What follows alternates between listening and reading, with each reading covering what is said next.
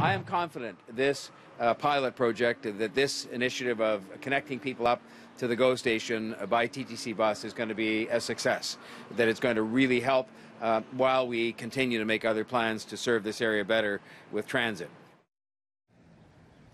Now, that was Mayor John Tory talking about the new shuttle bus service that just launched today. It connects people from the Humber Bay Shores area, that's the area around Park Lawn and Lakeshore, with Mimico Station.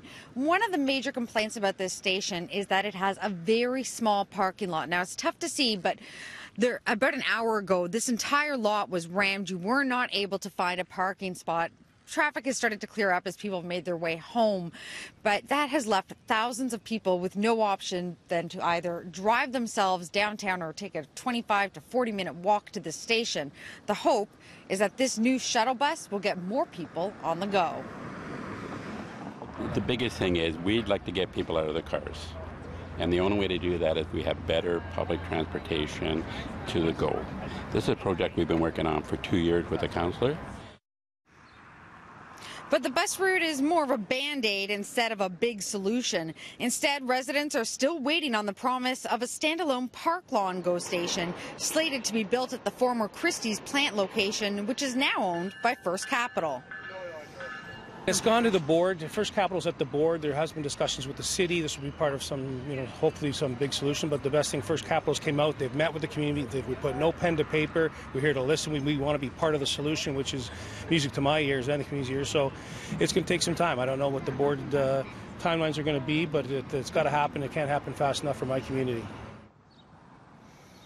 Now, the bigger unknown is the future of the waterfront transit reset. It's a line that's supposed to better connect Etobicoke with Union Station, stretching all the way from Long Branch straight to downtown. There's going to be some dedicated streetcar lanes, right-of-ways, and streetcar signal priorities. Now, the mayor is hopeful that the plan will continue despite the recent election of a premier in government that has a tendency to prefer below-ground transit to above-ground solutions.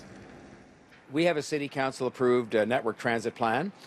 We have some statements made during the election by the incoming government later this week that they will not only invest in transit, but will invest more in transit. They've indicated a preference for funding subways. And I think the net result of all of that is we'll sit down together. We have a premier coming in, Doug Ford, who lives in Toronto and believes in building transit.